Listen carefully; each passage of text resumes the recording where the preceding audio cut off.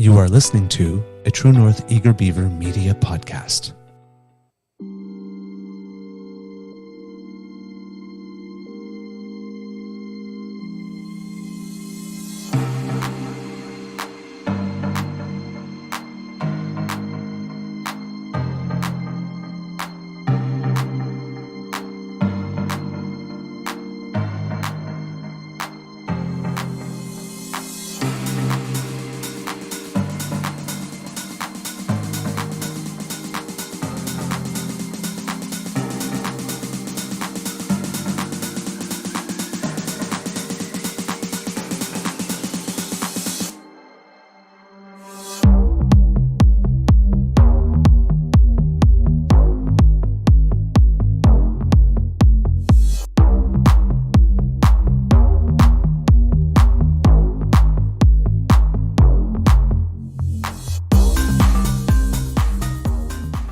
The True North Eager Beaver podcasts are proudly brought to you by our founding sponsors, the Miss V Mysteries from Corvid Moon Publishing, your source for science fiction, fantasy, and cozy mysteries featuring a broad diversity of characters.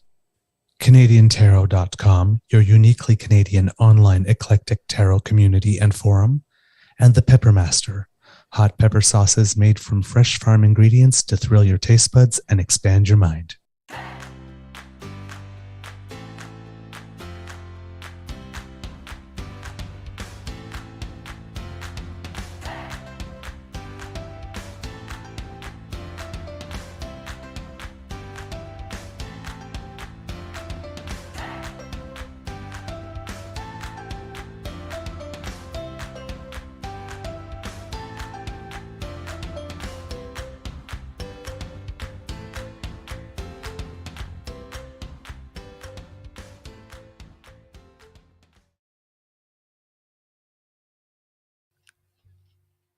Well, good morning and hello, kits.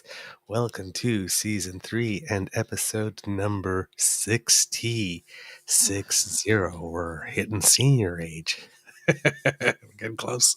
Of the Daily Beaver here on the Crier Media Network. It's going to be really interesting when you're saying, like, welcome to episode number 582. I remember when we used to podcast in the snow, uphill, barefoot, both ways. Oh. By episode 582, we might be doing this holographically in 3 dimensions. Who knows? Today, recording day is Friday, February 17th, 2023, and it looks like well, I was already out this morning, and it was really sleety, rainy, icy, icky. Snowing hard here. We've gotten a few centimeters. I'm not sure how much. Okay. So, and rain scheduled for the overnight that may have just arrived a little early here at the Beaver Lodge.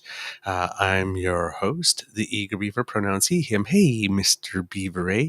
And with me, as always, is my dear friend, Mr. Grizzly, who I will be seeing live and in person this weekend. Yay, for the podcast. I love that. That's my favorite week. This month, it's not my favorite weekend of the month because the weekend after is my niece's birthday.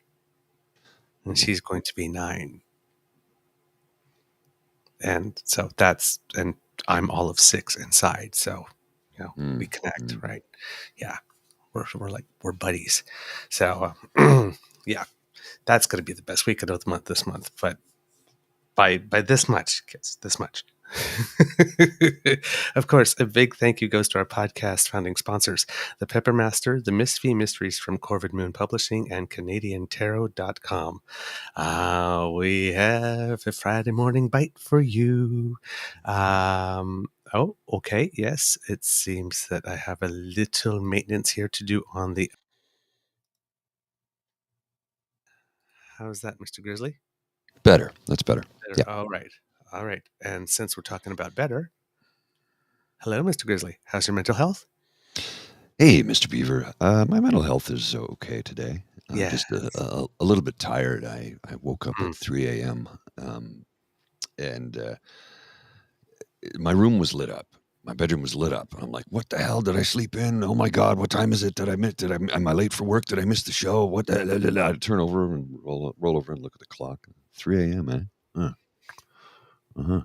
Yeah, I couldn't get back to sleep after that until about 5 when I fell asleep for 20 minutes, got up at 5:30, and now I'm really groggy and butt dragging, and I'm going to need to make another pot of coffee while we do this morning. Oh, that means we're going to have a morning pour.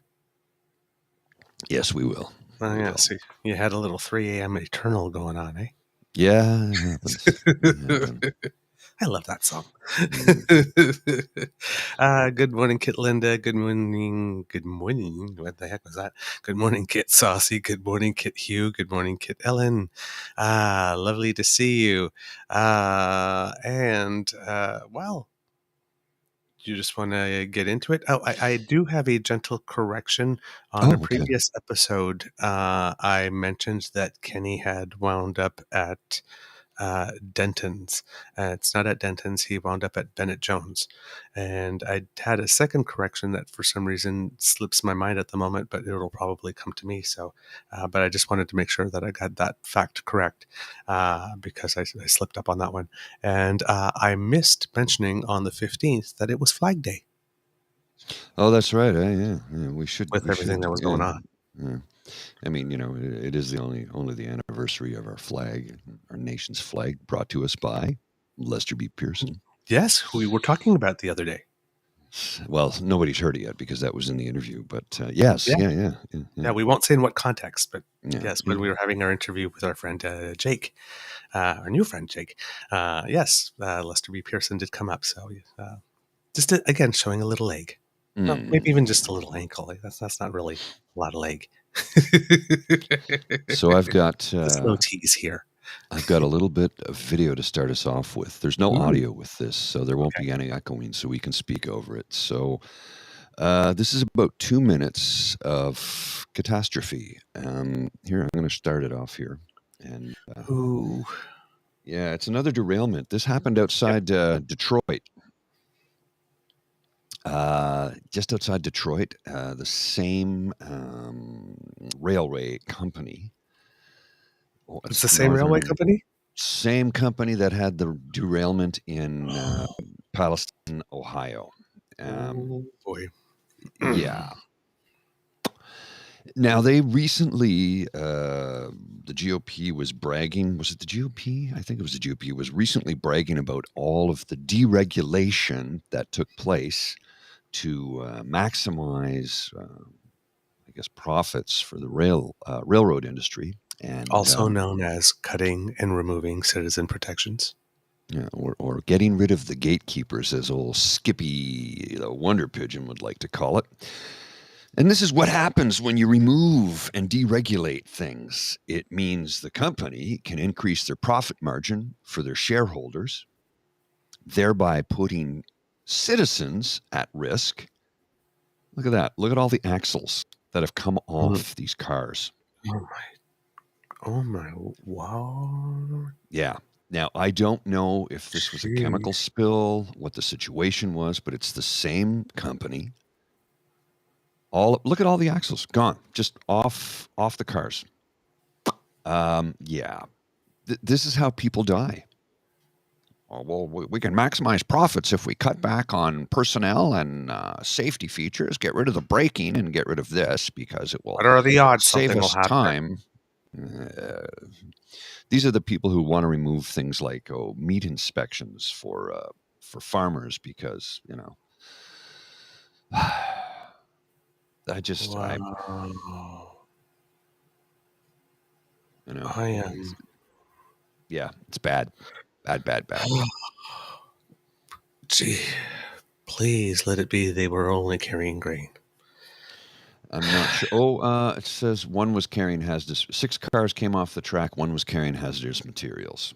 The train run by Norfolk Southern derailed in Van Buren Township. Same company. So wow. These are the as we said again, has nobody heard of Lac Mégantic? No, apparently. Apparently. I hit the wrong button there. Railroad workers from the More Perfect Union Twitter. More Perfect Union Twitter says, these are the most urgent changes needed to improve safety and stop the railroad's worst excess and abuses. Number one, preserve the standard two-person crews. Railroads want to cut train crews to one person. Restrictions on train length is number two. Number three, adequate time off for rail workers to mitigate fatigue. Number four, proper staffing levels to allow work to be done safely and efficiently. Number five, equip all rail cars and trains with electric-controlled pneumatic ECP brakes. So ECP, electric-controlled pneumatic ECP brakes. Implement safety programs that pinpoint hazards, not worker behaviors. Again, all in the name of the almighty dollar.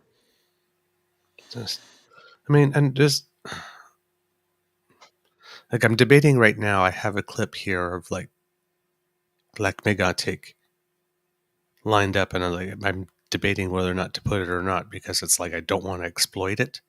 Mm-hmm. But it's like, do we need to remind you what this could look like? Because nothing went boom these two times around. But when something like that happens and something goes boom, it's like like I said, I have something lined up right here. And it's just like, well, I have a photo for you. I mean, it's just like I'm actually torn right now because that's the downtown core of Lac Mégantic. Those are all the train cars piled up, and look at everything is gone. Yeah.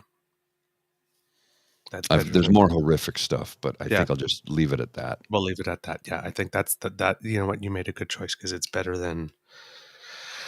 Kit Hughes says it's not explaining if it's going to inform. That was my first instinct. You know what? I'm pissed. Let's go. Let's. Yeah. Let's move it along. No. I'm going to play it. Oh, you're going to play it? Okay. Yeah. Okay. It's. Oops. So go to full screen there. Yeah, and hit the play button, and we'll watch it. I got. Au courant de ce qui se passe à Mégantic? Ça a l'air qu'il y a un feu majeur dans le centre-ville, c'est l'enfer. Il n'y en a plus de centre-ville, Richard. C'est ça que je me fais dire. Les engins ont probablement parti de Nantes, sont descendus, puis quand ça a rentré au centre-ville, ça tout a pété. OK, merci. Il va y avoir des dizaines et des dizaines de morts, Richard. Oh non. Allô, Jean? Oui. Mets tes culottes. Comment ça? Le train a rené dans. C'est mieux, c'est-tu toi? Non. Clément vient de m'appeler, là. Puis c'est ça, c'est le train qui a rené dans. Tu me niaises, là, tabarnak. Non, je te niaise pas, si. Le train a rené down. Oui. Là, on est dans le marbre. It's your train that rolled down? No. Yes, sir. No, RJ. Yes, sir. Holy.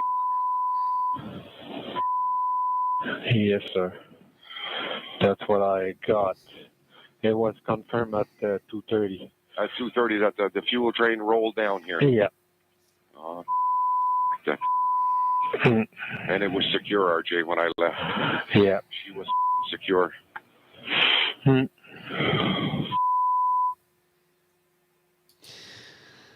Yeah.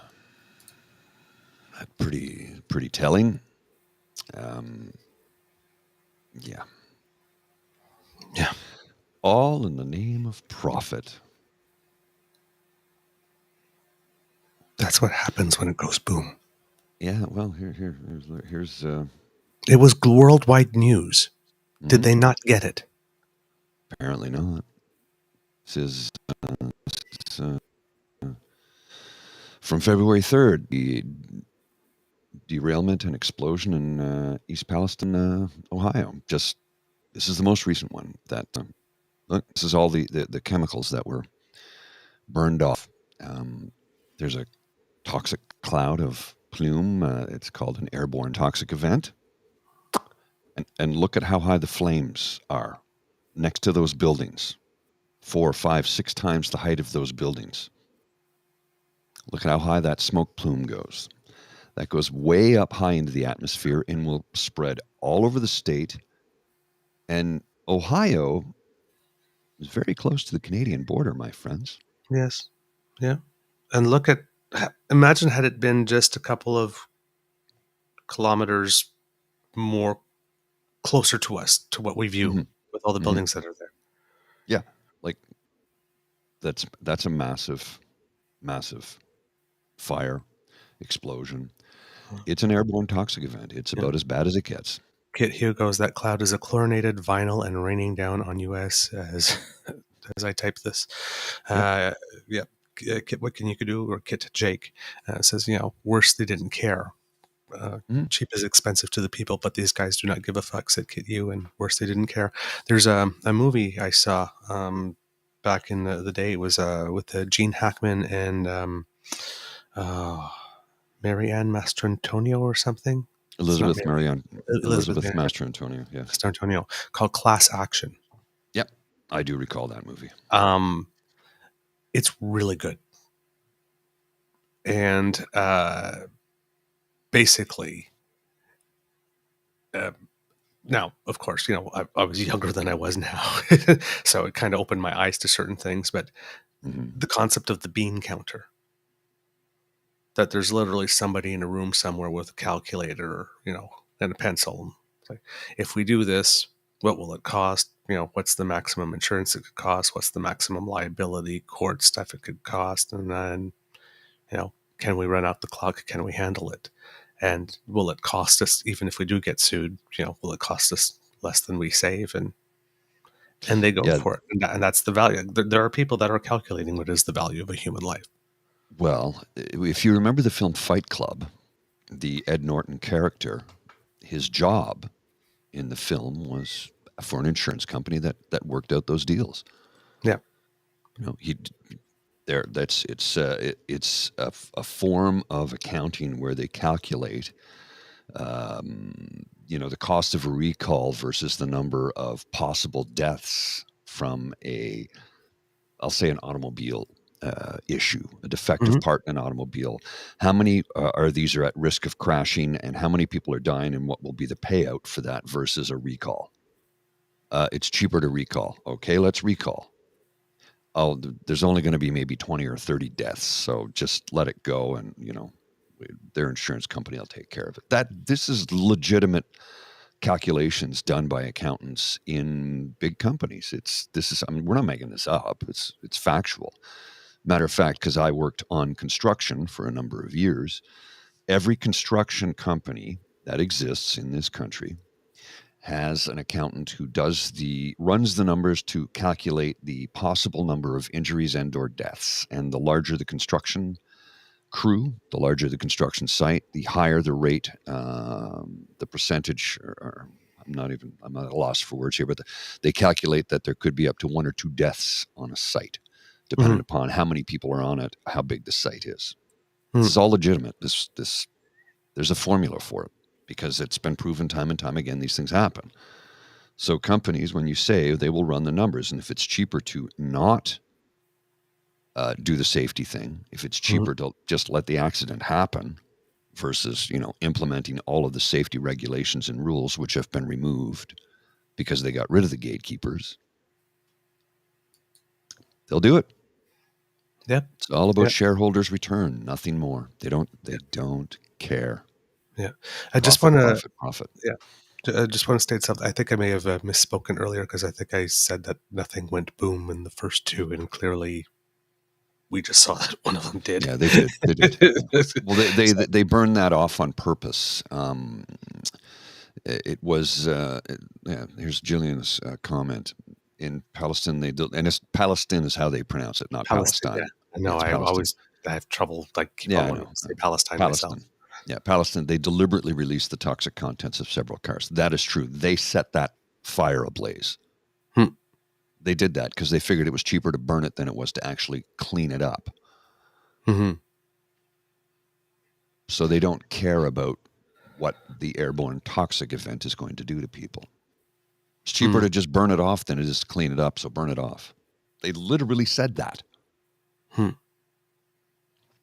People don't matter. Not in late stage capitalism. No. So yeah, whoa, okay. That's a way to start the morning. But yeah, I mean, it's like I said, all the evidence is out there. We know what to do. And somebody's just saying, we've guarded against all these risks and nothing's happened yet. So maybe we can remove another layer of protection and remove another layer of protection and remove another layer of protection until you've got not much left. And then something eventually does happen. And then boom, right? Similar thing, for example, in Canada, when we're talking about the EI funds, right? Mm-hmm. Oh, there's so much in it. We won't be able to use it all. Let's take it down, deplete it and pay down some debt. Oh, there's so much. And then boom, you have a pandemic that no one saw coming. And all of a sudden, that's why it's maybe good to have many, many, many, many, many $billion of surplus in an EI fund. Yeah. Because things like that can happen. Yes. But the rainy day they happen once every eventually 100 comes. years, right? But so, the rainy day eventually comes. Right. It was like the ice storm in 98. They calculated, what was the biggest storm we've ever seen? Okay, well, we'll just build it so it can handle that. Oops, we had a bigger storm. The entire hydro system in the province of Quebec collapsed. Yep. Not the entire province, but the West Quebec, where, the bulk of the population is, the Montreal environs. And, into further West Quebec, Gatineau, and in turn, Ottawa, Eastern Ontario, completely collapsed. Yeah. Whew. All right. In the news here in Canada, oh boy, there's been a lot of news. First of all, today is the day that Justice Rouleau's report from the Public Order Emergency Commission comes out. And basically the way the day will happen is that there will probably be a lockup in the morning, like there is for the budget, where the media will be invited and given a few hours to read as much of the report as they can, at least the executive summary, and look up at a couple of tables and references that they need to do. And it will be tabled in the House of Commons by Minister Bill Blair around noon. There'll be a statement by Justice Rouleau. It appears that he will not be taking questions, be just making a statement. The Prime Minister and the ministers are probably expected to come out and have a bit of a media tour to speak to what is in the report. And I see that Kit Hugh has gotten ahead of me. He knows where I'm going. I saw that. Laugh out loud. Caillou thinks JT will resign. So, since we're talking about it, let's talk about it. Here we go. Here's one for Nazi Caillou. This is for Nazi Caillou. STFU. All right, here we go. Put it up, Mr. Grizzly. I will do that, sir. Okay, so, yes. Tomorrow that Trudeau unjustly invoked martial law on Canadians. It's not martial law. He will be forced to resign tomorrow. No, he won't, because he has public support for the move.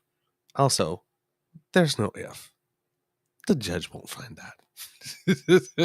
Then, immediately, this is the right. Immediately after, unfortunately, the judge is Trudeau's close friend, who has been a paid partisan for years. So what's going to happen, do you think?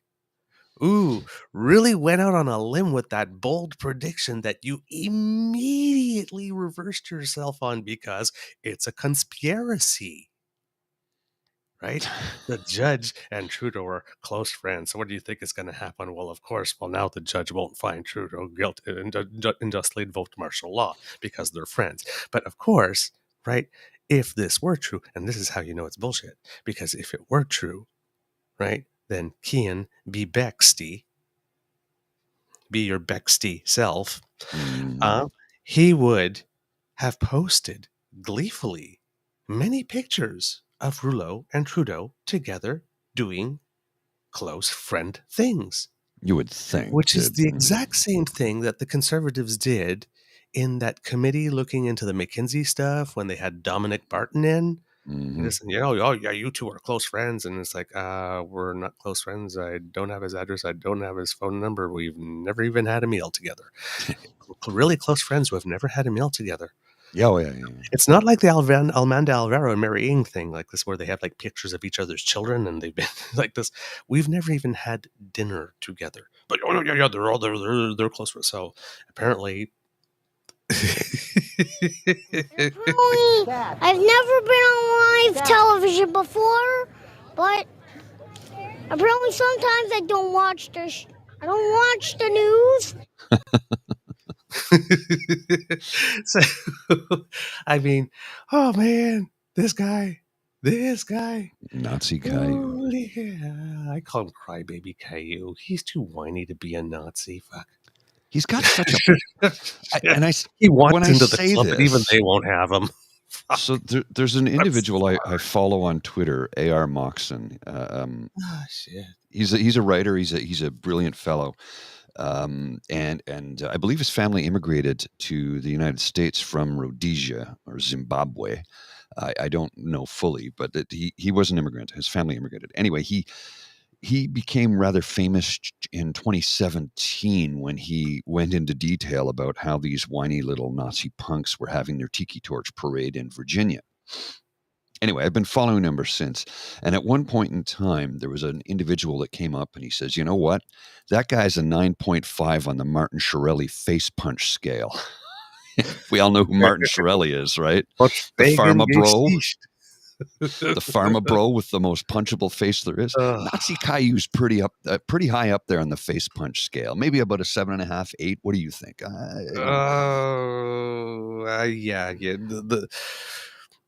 The pacifist in me is having a very, very, very difficult time not giving a number.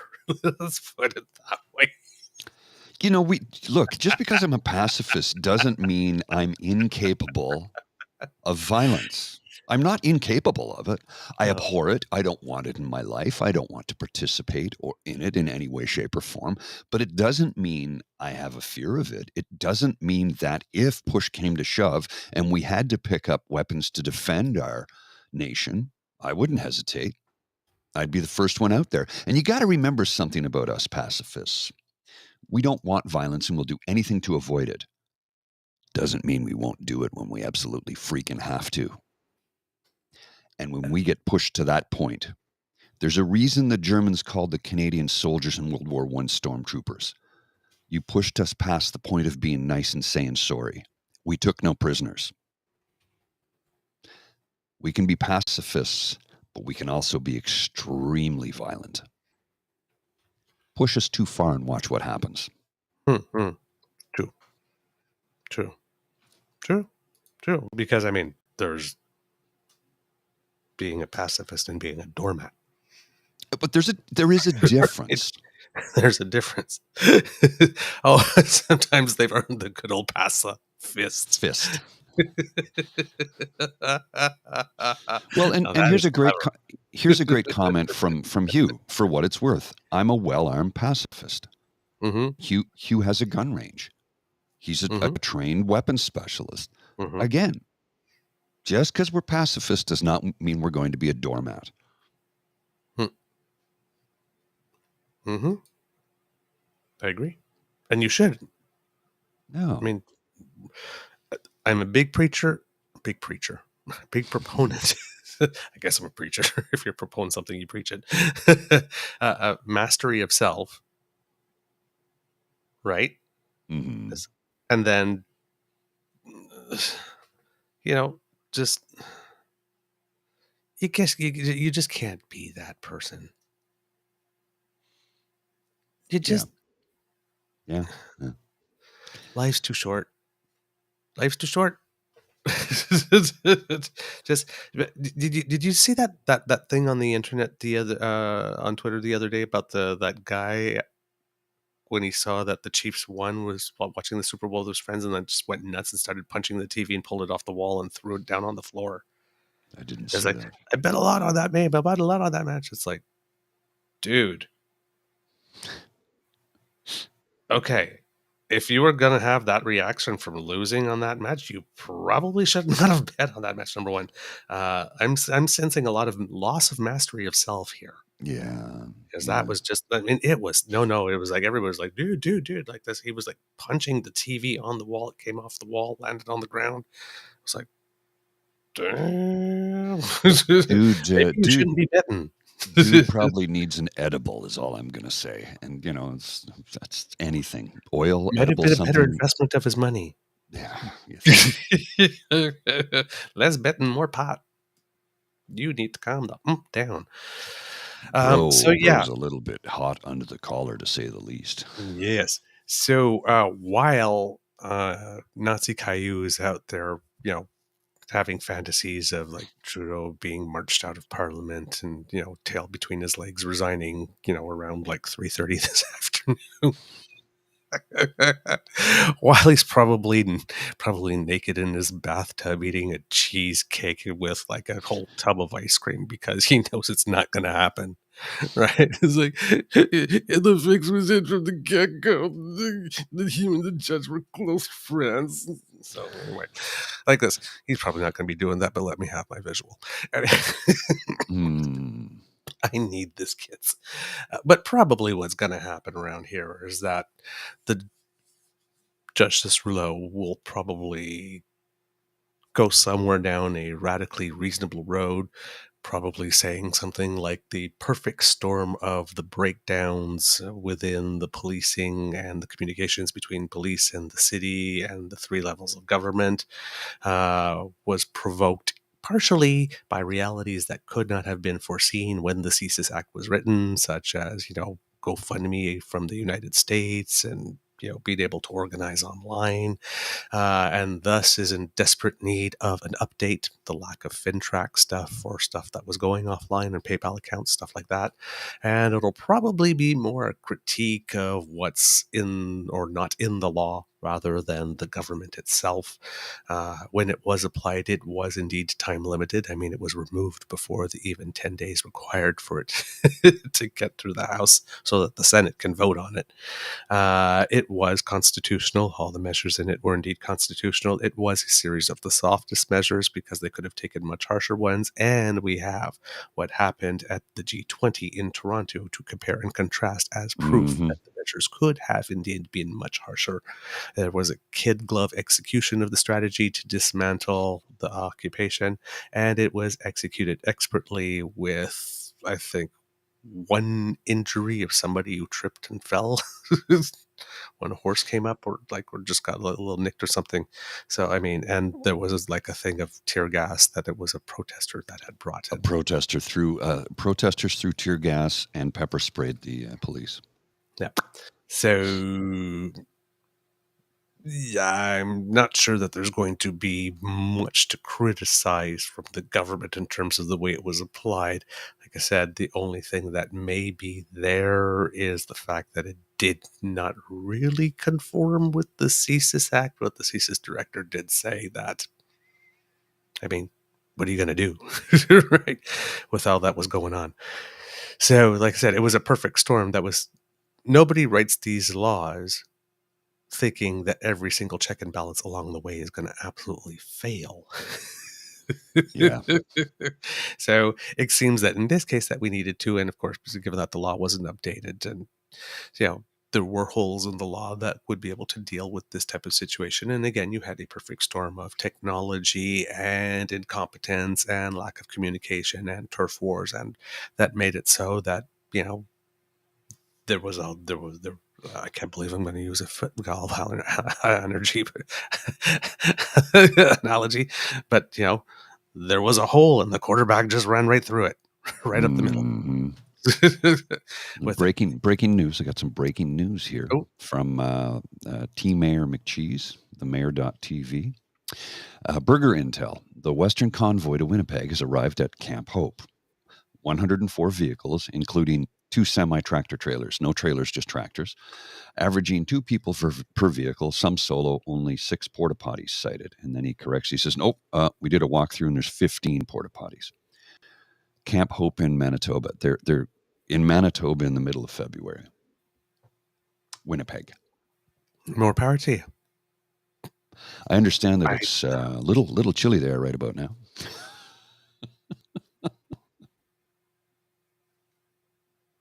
I saw this post the other day where somebody said, it was the best 3 weeks of my life, and I'm like thinking, oh, dude, Your life is pathetic.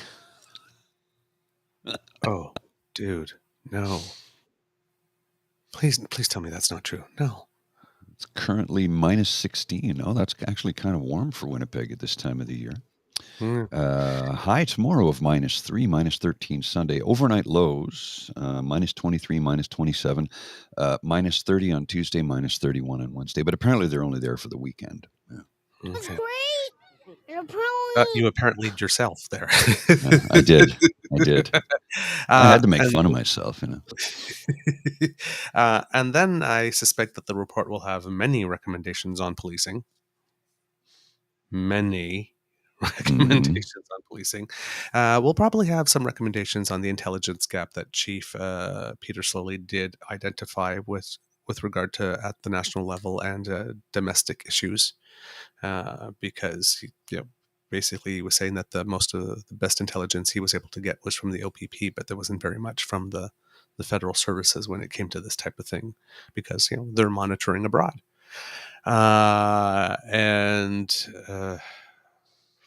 There'll probably be a few from municipalities, but nothing major. There wasn't really much more that the municipalities themselves could have done.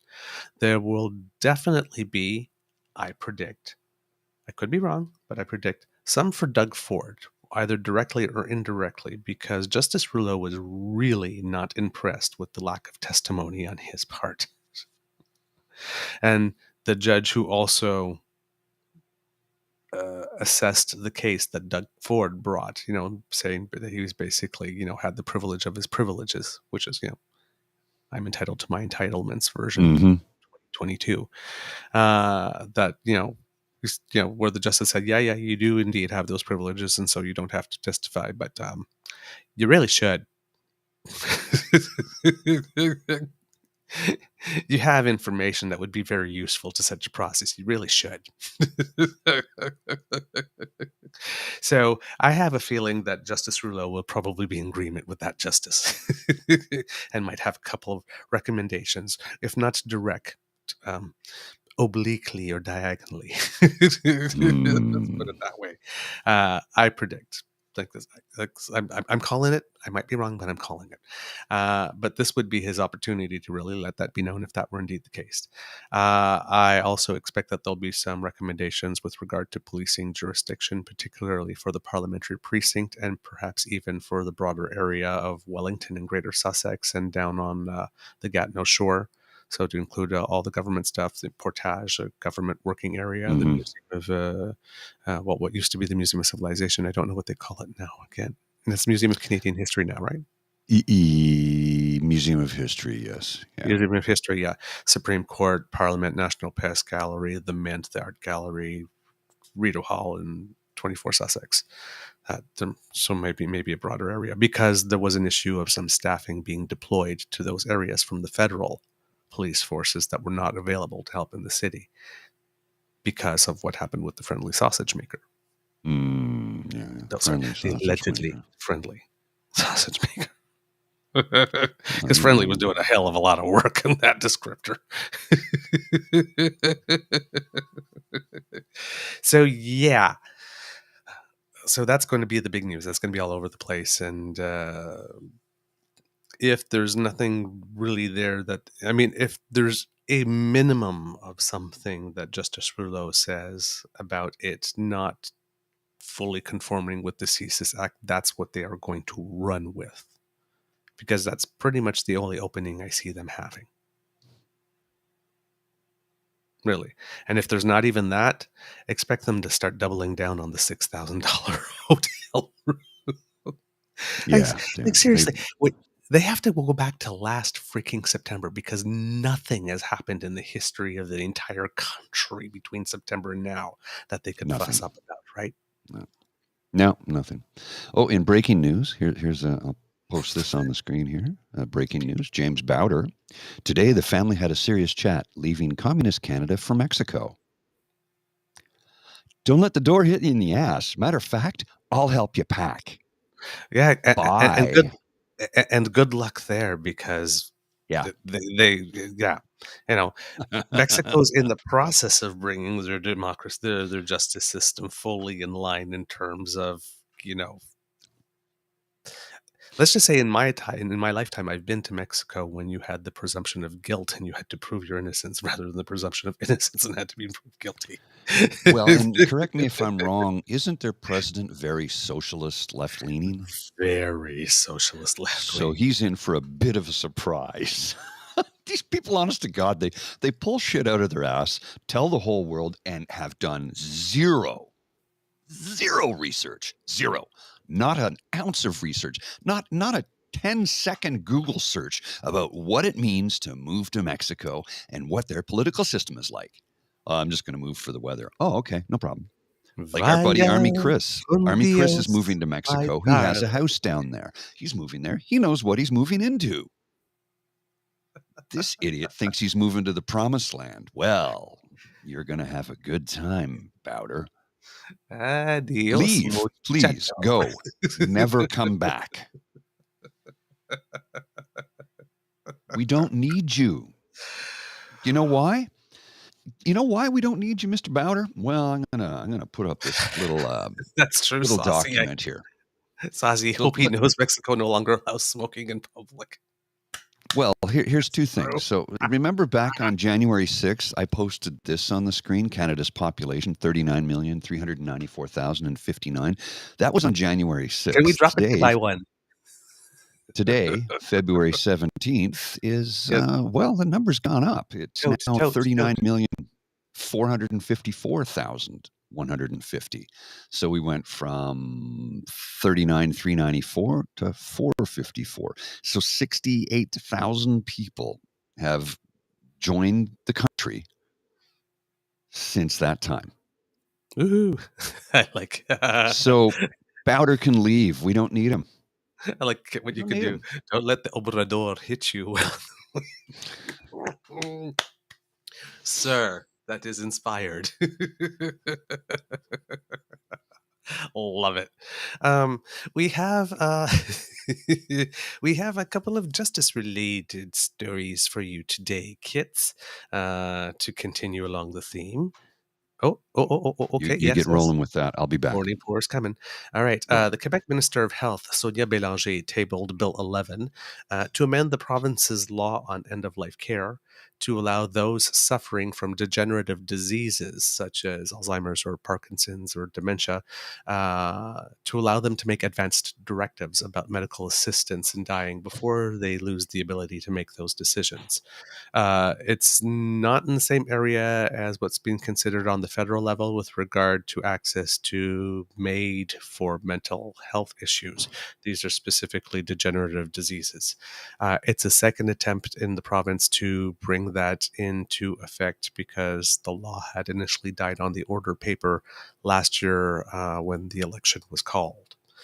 Samir Senna, the director of geriatrics at Sinai Health in Toronto, says that demand is definitely slated to increase.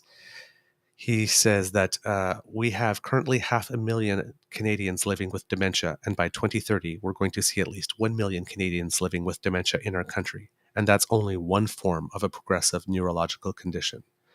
The Federation of Quebec Alzheimer's Societies says that they support this, but they also caution that it can't replace high-quality palliative care. And their spokesperson says, it's a personal choice, it's an end-of-life treatment option, and it should be seen as such. Now, assisted dying is most popular in the province of Quebec. Last year, about 7% of deaths in the province were medically assisted, and that's the highest percentage of any jurisdiction, not only in the country, but in the world.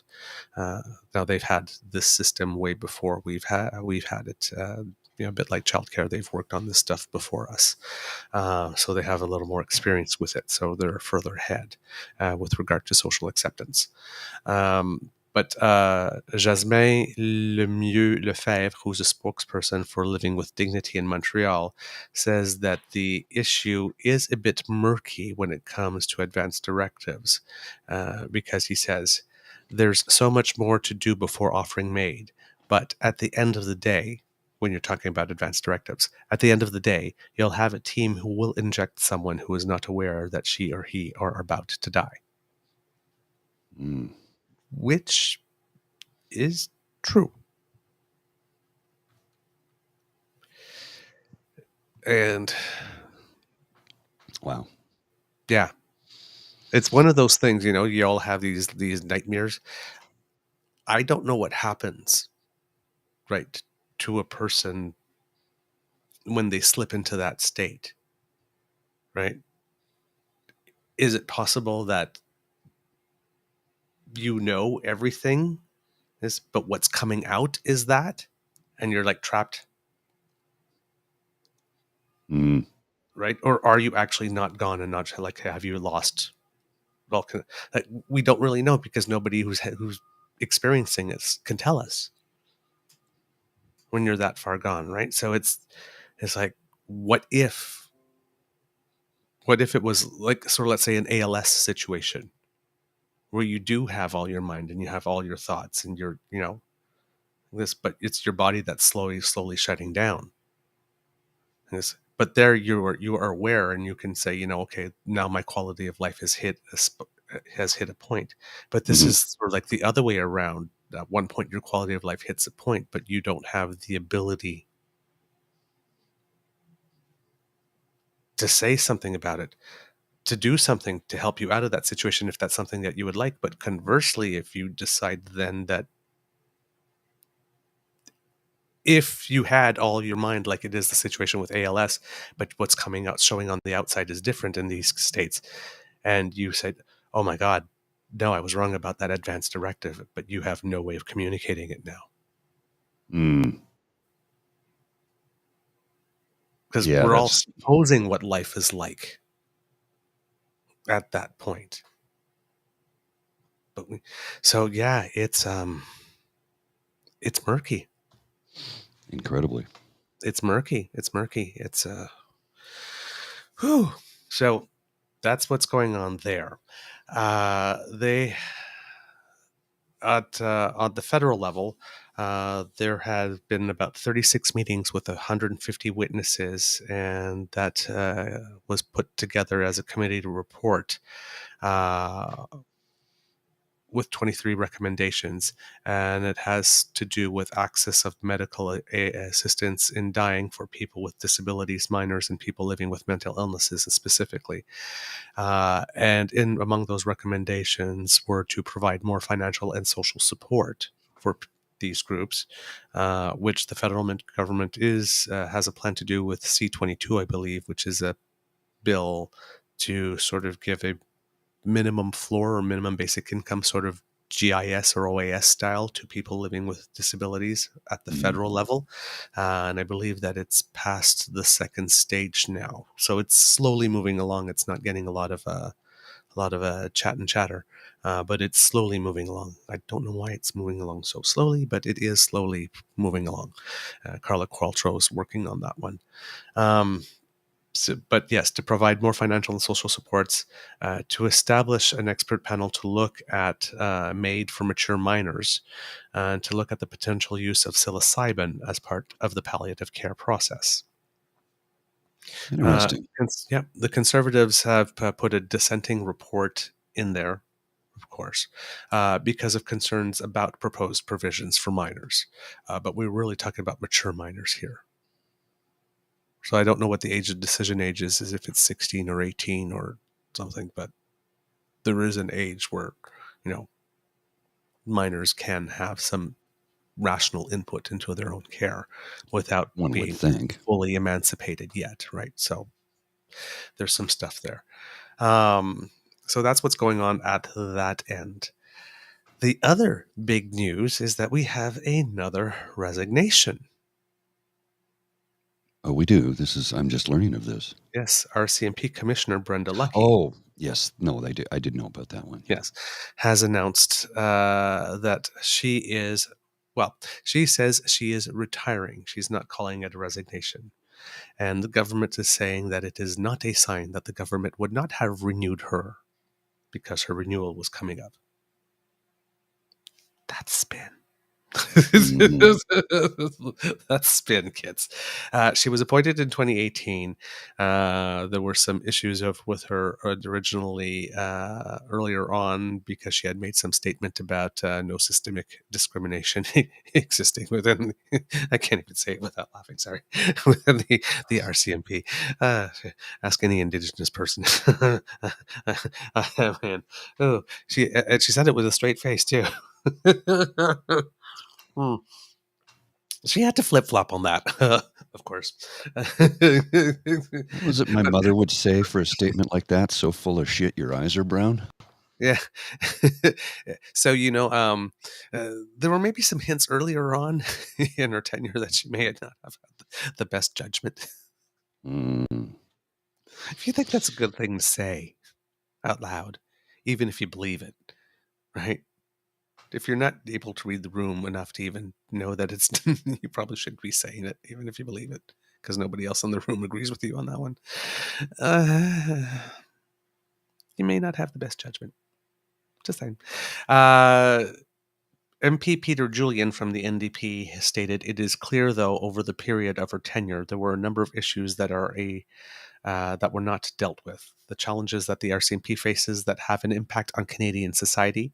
The federal government needs to take good care that the next commissioner who steps up deals with these issues." About 3 months ago, and this is another reason why I say, I've decided to retire rather than resign, is that about 3 months ago, she was on the record as saying that she would be staying until the end of her tenure. Which we thought was pretty unlikely.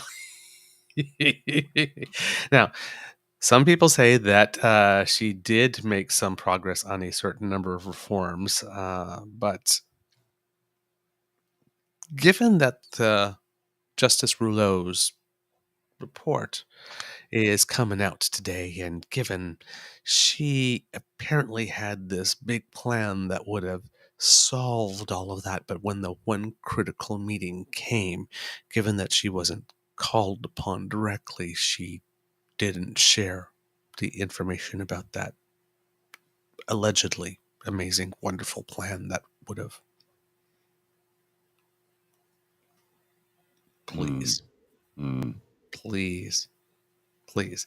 That's coming out today. She announced she announced she's retiring yesterday. And we still have the mass casualty report from Nova Scotia. The one where she was apparently trying to get information on the makes of the guns. Mm-hmm. Some say at the behest of the government of Canada. She says not. Nobody can understand why. Yeah. Not the best communicator. Really not the best communicator. Like, it's clearly not proactive. I mean, if you've got a plan to save the day and you say, "Oh, well, I wasn't called upon, so I guess I won't." You're not exactly the most proactive. I mean, these are not. This is not consistent, right? There's 2 reports coming out that she's not going to look very good. Mm-hmm. So she's announcing that she's retiring now, resigning now, coming into effect officially around, I think, March 7th or March 17th or something, in order, to basically sidestep all the scandal. Now, given that she's staying until the 7th or so, I'm guessing that, she is still going to be asked lots of questions, but then she could probably go and say, "Oh, well, I'm preparing the transition, so I've gone into a bunker." But I mean, let's not kid itself. The next 2 reports are not going to be flattering towards her, and she'd be most definitely. She'd be full-time fielding this, and the Conservatives would be having a field day demanding a resignation, and then she'd be putting the Prime Minister in a position of having to say express full confidence in her until her term is up, just before the renewal, and then having to explain why it is he did not renew her when he just had full confidence in her 2 weeks. She had to go. This is a resignation. All right. But clever spin. And again, another John Tory thing, probably the best way for her to go out if she wants to have some type of second act. But yeah, these reports are not going to be flattering whatsoever. No, I don't think so. She's a bit of a drama magnet. Just a bit. Yeah. So, but yeah, keep your eyes peeled. Another thing happening in the world of justice is that Justice Minister David Lametti has announced that they're moving forward on a promise in the last election campaign of developing what's called a Black Justice Strategy. So he has put together 9 high-profile leaders from the community that are being sent out to consult with Black communities across Canada. He says, our government has made significant investments in justice for Black and racialized people, but we know that we still have a long way to go. We cannot ignore the reality that Black people in Canada's experience. We cannot ignore the reality that Black people in Canada experience the justice system differently than others.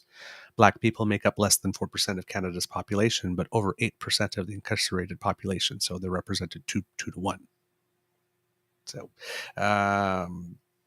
yeah. So yeah, this needs to be done. It's good, and of course, it is Black History Month, so all these types of announcements are coming out around this time. The Prime Minister, before heading off to the Yukon this week and then to the CARICOM meetings, was delivering an address to the Black community for the month. So and there's you'll be hearing lots of announcements here and there with regard to that. Often it's a PR thing. Often people like to save the announcement of certain things to certain times of the year that coincide so that they might get more media attention. So these are these types of initiatives going on here. The chief coroner of Saskatchewan has announced that he, I guess it's the investigation into what happened at the James Creek for James Smith Cree First Nation. The stabbing has to be delayed. There's still more evidence being collected, and they can't apparently start the inquests until that is done. And of course, because one of the 2 people that caused all the devastation after a 4-day hunt died in police custody, then there has to be an inquest for that as well, specifically. And it'll take some time to get through. So the community is not very happy about that, of course, because this is essential to their healing. But it looks like that is going to be delayed, unfortunately. Another cool thing that's happening in the justice system, also, David Lametti has been very busy lately, is that the federal government wants to introduce an amendment and establish a committee to review cases when it comes to miscarriages of justice. The legislation would be called the David and Joyce Milgaard Law, and it would honor the Saskatchewan Indigenous man who spent 23 years in prison for a crime he did not commit, and his mother who never stopped proclaiming his innocence until he was released in 1992, after which he became a champion for the wrongly convicted until his death last year. I did not know David Milgaard was Indigenous. Mm-hmm. I didn't know that. I just learned this today. TIL, today I learned. I did not know that. Oh, you know what? Let me double check that. We just always assumed he was. I didn't know. I had no idea. From memory. This is news to me. In the meantime, I'll line up this little photograph. I may be wrong. Because as I'm making a pot of coffee, it's the single cup coffee machines, and cops are lined up saying, I remember the good old days when they made a whole pot, none of this waiting in line crap. Sorry, just while you were doing that, I thought I'd put a visual up for folks. If he's Indigenous, if he was Indigenous, because he did pass away, it was 2021 or 2022 when he passed away. It would be news to me. I never knew that before. So we'll search that fact out and get it to you as soon as we can. I may be wrong on that. You know what? I'm going to err on me being wrong on that. Okay. Because I'm doing a quick look and I cannot find that anything to confirm that. So scratch that. I was wrong. The committee. So what will happen is that this committee would decide what cases should go back to the courts to be assessed for possible wrongful convictions. The Justice Minister said, "When I look at the files that come to me, I see a clear pattern. The applicants are all overwhelmingly white men, and our prison populations do not look like that." So these are the people that are, that are applying to have their cases looked at again. Most of the applicants are white men. This tells me that the system is not as accessible to women or to Indigenous people or to Black or racialized people who are disproportionately represented in our criminal justice system. We have to change that. Some of these files go back decades. We need a system that moves more quickly both for people applying as well as for victims, and the process needs to be independent. This is no criticism of the excellent public servants who review applications and provide me with advice, but to build trust in the review process, it has to be independent of government. Now, a lawyer who has represented Milgaard and other clients who claim to have been wrongfully convicted have been calling for this change for at least 30 years. Yeah. 30 years. The lawyer says, "It's a sea change for the justice system. If this commission had existed back in the early 1970s, it could be safely said it would have saved David Milgaard at least 2 decades of those 23 years that he spent in prison." The changes are going to bring about a system that has more staff assigned to it, that will be more proactive in offering help to people who are applying. And it's a model that has worked in other jurisdictions, particularly in the UK, Australia, and New Zealand. So we're borrowing a best practice here. And the key element that's going on here is that there's going to be a switch in the premise by which everyone approaches things. So the basic standards. Prior to this, the standard was that a miscarriage of justice, and now we're getting into legal speak, so where changes in words mean very big things. A miscarriage of justice is likely to have occurred, to now a miscarriage of justice may have occurred, and it is in the best interest of justice to move forward with investigating that. So you're right. You are guilty and you must prove yourself innocent, or innocent until proven guilty, right? A miscarriage of justice is likely to have occurred versus a miscarriage of justice may have occurred. And we need to look into that. So now, this is specifically for cases, right, where the justice says, like well after our last appeal, a new piece of evidence comes out, like DNA, or a witness that didn't speak before is, speaking now. And the Justice Minister says, well, when that happens, there's actually isn't any way to review that. So this gives an easier standard to meet to have an inquiry start. Did a miscarriage of justice possibly occur, as opposed to did it likely occur? The Minister of Justice delegates the entire authority to order a new trial to this commission. So the Minister of Justice is actually doing a devolution of his own powers. That's huge in legal circles. That's massive. It's like earth-shattering, right? So that, and he says here, that's something that every single report that has been done since the wrongful commission has recommended. So we had a wrongful commission on improperly accused people several years ago, and then I guess that recommendation gathered dust, and there have been more reports, and they gathered dust as well. But he says, in my case, I clerked for Justice Peter Corey, and he did the report with Thomas Safano. They all recommend an independent commission, independent of the Minister of Justice and the Department of Justice. And the Minister of Justice says that this is especially important for those who have had a bad experience with the justice system. He says they will feel, we hope, more confident going to an independent body to have their case reviewed than something that would come through the Justice Department. And to just close the circle, interesting choice of words, they will have all the powers that I had under the current law. So they will be able to direct a new trial, so direct to a superior court for a new trial, or direct it straight to a court of appeal to hear a new trial. And the Justice Minister says, when it comes to costs, that this will definitely pay for itself, because he says it costs over $100,000 a year to incarcerate an adult male. And in the case of Milgaard, he was incarcerated for 23 years. Now, okay, it wasn't $100,000 back when he went to prison. No. We need to be, you got to take the Yes. cost of inflation, cost of everything gone up. Because when I worked at Kingston Penitentiary, it was $75,000 a year. And that was back in early 2000s. So we'd have to look at what that is in today's dollars.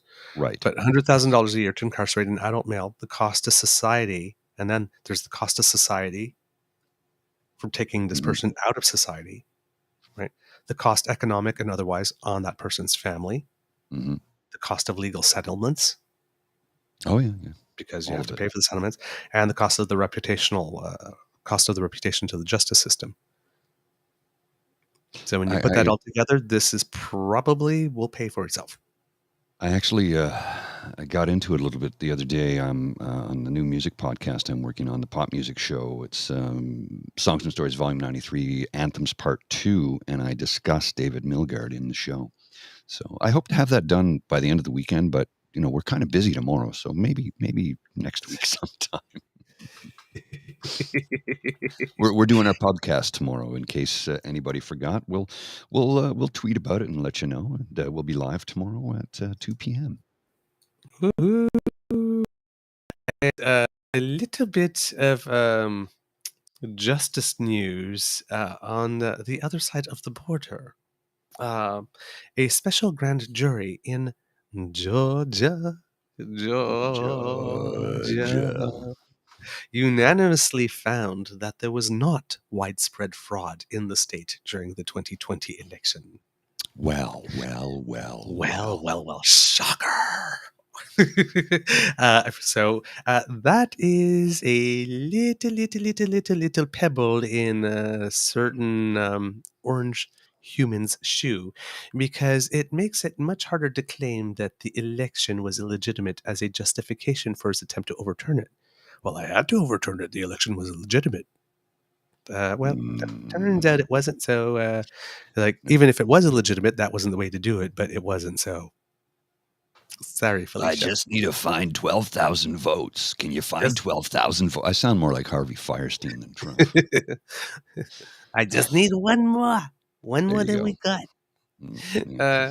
So yeah, that's going to be a little bit of a problem with him, and it seems that charges were recommended, and it seems that the final report also recommended that the Fulton County DA consider indicting one or more witnesses for perjury. Well. So let's see what this little article says here, because I just caught that on the news. It was a breaking news thing. A Georgia judge has released parts of a highly anticipated report on whether former President Donald Trump and allies broke the law in their attempts to overturn his election loss. It's true, they couldn't release the whole report, but the press went in to try to get certain parts, and they were able to release some sections of the final report from the jury and that type of stuff, but without, trying to give away too much. The report summarizes a 2-year grand jury probe into their conduct after Mr. Trump narrowly lost the state in 2020. It says the grand jury believes some witnesses who weren't named committed perjury by lying under oath on the stand. The orange shit stain was never asked to testify, but dozens of witnesses, including several prominent Republicans, were interviewed by the special grand jury. And now we're talking about Fani Willis here, right? She's the one that even like Lindsey Graham took it all the way to the Supreme Court and said, well, no, I don't need to testify. She got all of them to testify. Oh, yeah. All of them. So worm them all down. So much of the brief report, pages 2 through 7, remains hidden from the public. Only its introduction, conclusion, and a section detailing perjury concerns were unsealed on Thursday. The latter section states, a majority of the grand jury believes that perjury may have committed by one or more of the witnesses testifying before it. The unsealed portions of the report do not reveal which witnesses may have lied under oath. The 26-member panel also rejected false claims from Mr. Trump that the election had been rigged, as we had mentioned. The grand jury cannot issue indictments itself, but it can recommend that the county's district attorney that she bring charges, and they did indeed recommend that. So It seems that everybody predicted about a year and a half ago that the first place where he might actually see some real consequences was going to be Georgia. Might be right. And in New York, it seems that the DA there, Alvin Bragg, who had replaced Cy Vance, who was retiring, and then decided not to go ahead with charging Trump personally for all the tax fraud stuff, that his organization just got found guilty on all counts and charged $1.6 million fine, which was the ridiculous maximum they could be charged. And they were convicted of fraud in the first degree, right? This was a systemic operation over like 15 freaking years. Well, apparently this other one from, and now there's so many levels, right? There's the Manhattan DA, and then there's the New York State DA. But I think this one was was one of the New York State ones, and basically they had 9 different paths of investigation. The stuff with regard to a Chicago skyscraper, stuff with regard to benefits, stuff. There were 9 different ways, basically, that there was tax fraud that was committed. And basically, they were even drew up some charging wording documents that never went to head. So they were that far. And the state DA was ready to go ahead, but they would have needed much more staff. It turns out that there was basically so much criming that they did not have a staff to investigate it all, to bring a little RICO charge. The RICO is the racketeering sort of charges. That's usually used for mobs and gangsters, but in some states started their own, so they're called little RICO ones when they're in the state. They weren't even able to do that. They weren't able to do that.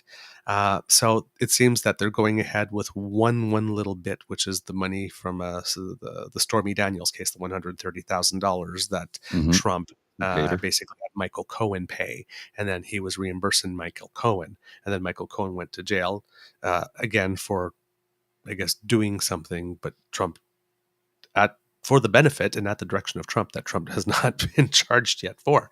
And they keep on calling this the zombie case because it keeps on coming back and then being put back to bed and all that kind of stuff. So it seems that they are looking to go ahead with it, but the main catch this time may have been that Trump, because these people are greedy, actually deducted the $130,000 as a business expense. Because first they dissimulated it as retainer, right? They said, I'm going to give you back the $130,000, but you're going to invoice me for it like I hired you on a monthly retainer. Of course, there's no work done for that to go along for that $130,000 that they couldn't point to. But not only did he do that, then he took his invoice and I paid $130,000 and declared it as a business expense. It's like when you're watching Top Chef, it's like eggs 2 ways. It's like fraud 2 ways. Here we go. So, and this is very similar to what the conservatives did with the In-N-Out scandal, right? Like they did all that funny stuff with the money like this, and then they had too much money, so they overspent during the election. And then when they filed their expense claims, because, if in a writing, I think if you get more than 5% of the vote, you get a certain percent of your election expenses refunded to you. So in all those writings where they spent all that extra money, they actually put the extra money on the claims and like this, and then they got that up to a tune of $1 million. And even though they pleaded guilty to have committed the crime, they still tried to keep the $1 million.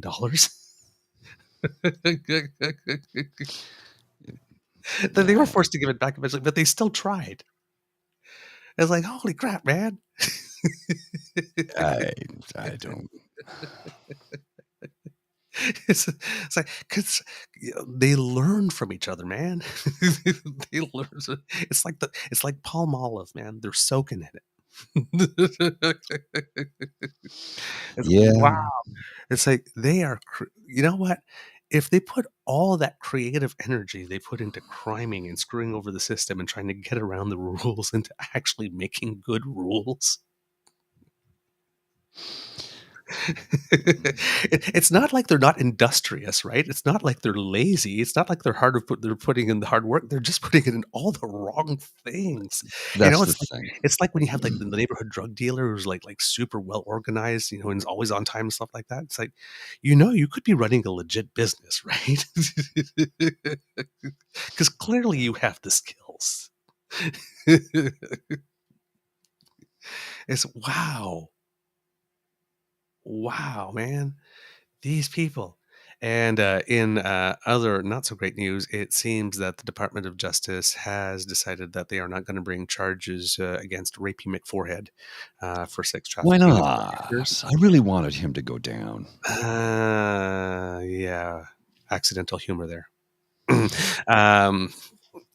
So sorry. The words hung in the air, and I went, "Oh, that was not intentional. It really was an accident." Yeah. So yes, it seems that the Department of Justice believes that there is going to be some credibility issues with a lot of the witnesses and even certain of the victims, and that there was basically so much alcohol and so much drugs going on that nobody's testimony is really reliable. The morning pour. Oh, it's a fresh pot of coffee too. Yeah, you got I didn't even put it in the carafe yet. It's still in the pot that I brewed it in. I'll be right back. You got Kid Jake going, that nickname for Gates is gold. Yeah, that one and Matt Pizza Gates. Both of them. Rapey McForehead and Pizza Gates. So yeah. He's getting away. Getting away with it. His friend Joel Greenberg didn't get away with it. He's doing about 10 years for all the stuff that he did. He was basically a one-man crime machine. I've got a stat for you. I think you're gonna. I know you'll appreciate. This is a poll from Nanos BT. Yes. Check this out. That's when we were talking about yesterday. Quebec federal polling, Nanos, January 20th to February 10th, 2023, via telephone for the province of Quebec. Liberals with 35% support the Bloc with 26%, the NDP with 21%, which is an 11% increase. CPC is 13%, that's 6% drop. Mm-hmm. You can't win without Quebec. Guess what, Skippy? You're done. Yeah, you're finished. And hence that may explain his move this week, right? You think? The party's move this week on the Bloc Québécois motion with regard to use of the notwithstanding clause being the unique and sole jurisdiction of the provinces, while at the same time saying they don't support Bill 21, which is the purpose for which the province of Quebec used that.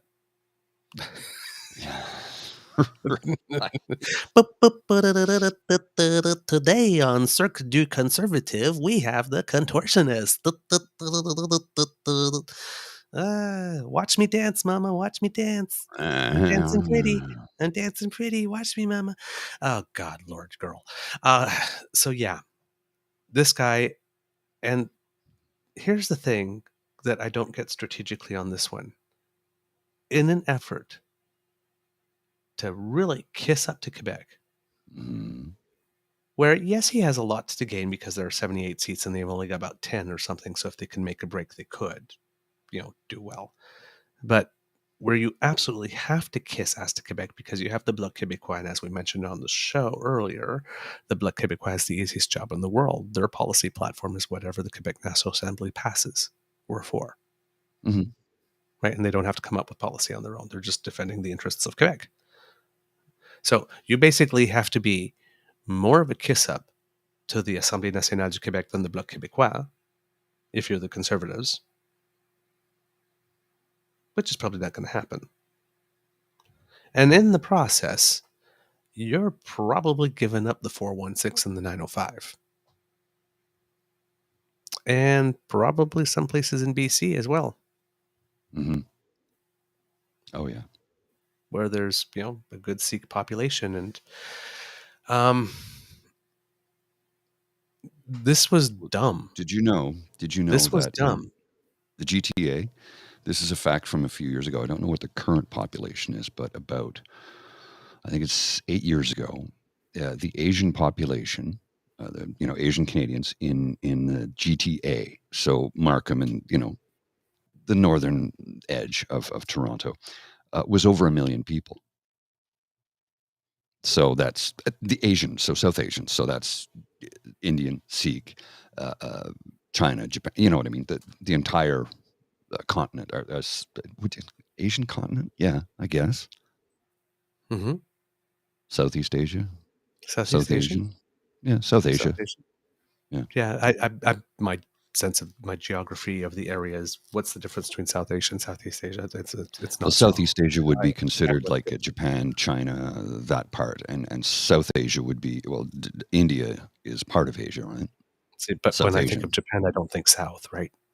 No, that's east. That's southeast. Yes, but that's why Or when you East say Asia. southeast, Yeah, yeah, that's what I mean. It's so Anyway, that's why I'm saying my sense all of of geography. Asia. I don't know what's there. All of Right. Asia.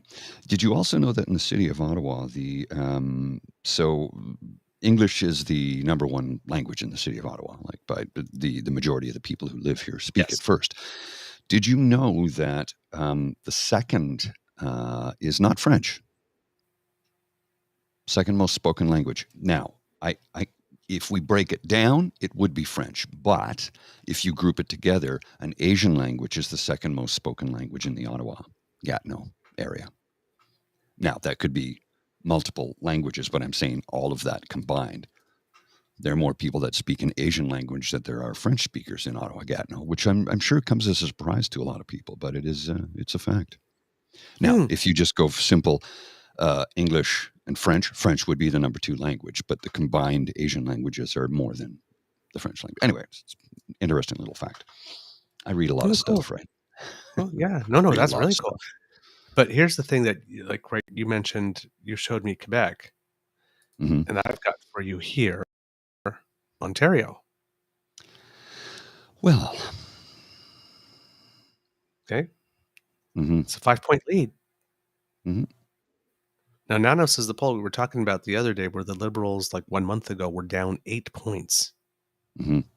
I So think it they've was, or definitely 6 pulled up points. their socks. So this Yeah. is from the same poll from the one I just showed you for Quebec, basically, right? The same poll, yeah. Yeah.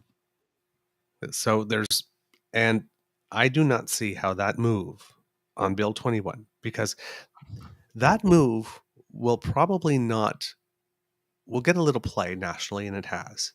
This battle will be died down. But for Thanks, the Tim. communities most affected by that, right? For the Muslim community in the GTA, for the Sikh community in the Mhm. GTA, and then the Hamilton area and all of that, they're going to remember that. Oh, yeah. They're going to remember that one hits home. That's something like, it's a 1 or 2 day story for people like us who are not affected by that directly. Mhm. But if you support that, if you say you support that way of doing business, that way of passing laws,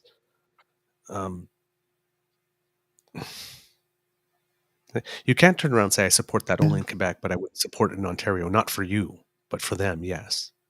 Right? You're a federal leader. This is not, Brampton. Brampton I was thinking of as well, and I couldn't remember the name of the city off the top of my head. This is not good. This is not a good play on his part. This is a cell phone. And again, he's not talking about healthcare, and he's not talking about cost of living. No, of course not. So if he's feeling, I don't know if he's feeling he needs to shore up that base, right? Because he's done that Peterson thing, and he's done that Frontier Center thing, and now he's done this all in a short period of time. So I don't know if he has some internal polling that is indicating that the fringier, that he might be losing a bit of the fringier base. He feels the need to throw some red meat his way. I have no data. Just wondering, because it's weird behavior. Agreed. I mean, for someone who's so, I don't know if he's, I hesitate to use the word disciplined, For good But reason. he is, but you know what I mean? He is disciplined, right? I mean, the way he came out right off the get-go, yeah, I'm going to be prime minister and this leadership is mine, I'm taking it. And, he did all the things and, he seemed to have a very systematic plan. Not all the elements of the plan showed the best judgment, but he threw everything at it so hard and so fast that he basically overwhelmed everyone. His strategies of trying to go around the press, again, yes, and every leader tries to do that to some extent to try to get their message out unfiltered. But him, it's like to a point of extreme where people are asking us like, why won't you talk to the parliamentary press? And then, he goes just like, well, I'm here right now whenever he does, right? It's like, yeah, the fact that you're here now doesn't negate the fact that you haven't been here the last 3 months. It's like, so it's, focused maybe. Kit Jillian has it focused. He definitely has the focus, and he has the discipline of his focus, if not disciplined in terms of mastery of self or having right judgment. But if he sees a target, he's going to go for it, and he definitely makes a plan, and he definitely follows it. So yeah, I'm wondering about his ability to pivot if he's on the wrong path. Because he has good ideas, he has clever strategies, and he definitely is an effective communicator. But he has the problem of the overreach. He has the problem definitely of overexposure. He's got the issue of of being wholly uncharismatic, unless you're someone who likes what he's saying. Then he has all the charisma in the world. It appears that he's relatively coffee mug has more charisma. But I mean,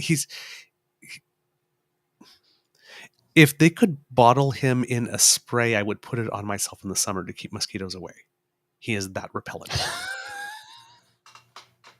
Oh, that's good. That's good. I like that. Okay. It's like skip off. Right? So, but for the I hate the same people you hate crowd,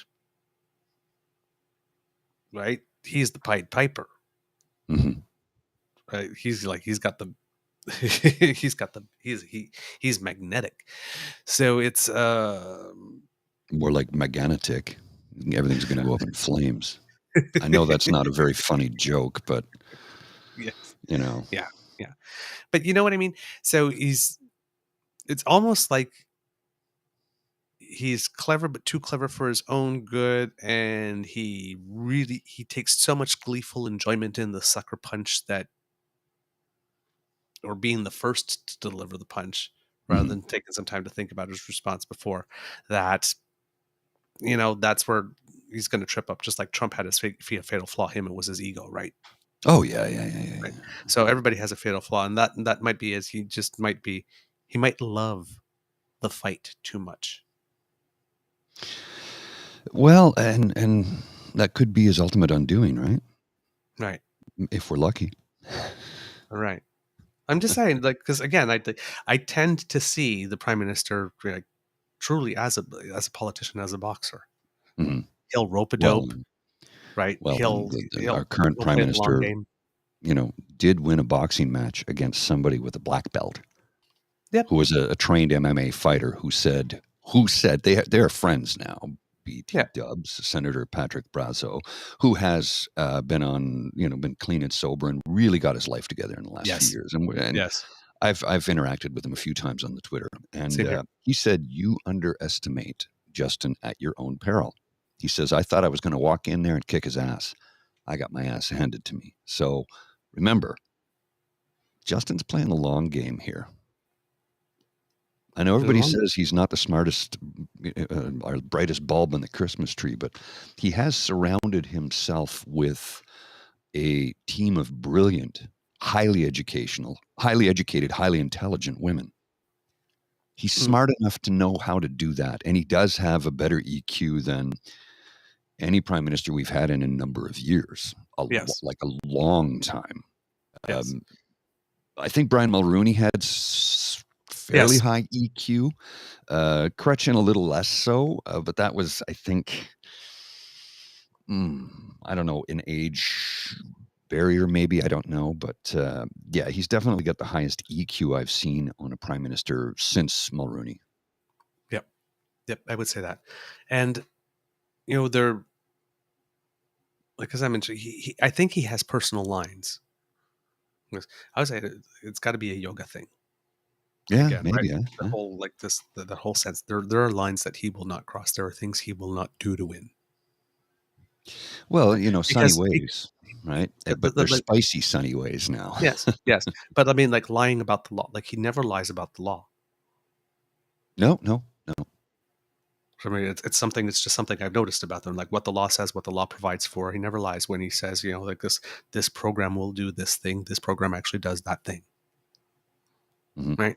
So it's but yeah, he's I'm because, as we've been mentioning, like, we've been noticing the shift on the financial talk, moving a little bit more towards Chrétien Martin Mhm. type speak than the Sunny Way speak. That, I mean, we also have to consider that with Harper, because of the way that he was managing the budget, that he was, like, saying that I'm going to put all this money in this thing, and then he would get all the PR from the announcement of making it, and then tell the ministries in the back, okay, now if you can't spend the money or not spend the money on that, don't, and then take that money and announce the big surplus.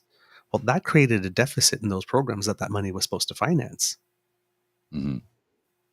So when the prime minister came into office, not only did he had to fix Yeah. the fact that he was not given a real balanced budget, because we sold shares at the fire sale. We sold our GM shares at a fire sale price in order to raise enough to make the budget balance on a one-time sale. Rob Peter At a pay loss. Paul. At a loss. Right? We're the government of Canada. We could have held those stocks for 100 years as long as the company was open until it was profitable again. It's like, Yeah. there was no timeline until it paid back for the people. There was absolutely no way. Right? It's not like we have a one lifetime timeline. We're a nation. Well, when Harper first got elected the first time, and he was about to present his first budget, and a friend of mine who works, I'm not going to say where because it will probably show where she works, but she was in the know. Let's put it that way. And she doesn't work for a political party. But she was in a very concerned. She said, rumor has it he's going to run a deficit budget. She's like, there is no need for that. There is no need for that. We're in a surplus right now, so we should use that money instead of running to deficit. She says, I don't like the way this is going, and I think it's going to be harmful for millions of Canadians. Well, of course, she was right, because she's very smart. And when I say she's in the know, she is very much in the know. I'll send you a message in the chat so you'll understand what I'm saying. I can't announce it though. She's in position to know these things better than most of us ever could. Is that it? Yeah, go ahead. Oh, I thought you were going to say more. Sorry. Oh, yes. She would be. Yes. Yeah. Yes. I see what you mean. Yeah, I can't. So, yeah. I can't say where she works because no, you can't. You can't. So yeah, he's so, like I said, he has some lines, and we're noticing the talk. So he's moving to making sure that he can shore up the more red Tory, blue liberal base on finance, on the financial people on the side. People are worried that we might be going a little too far.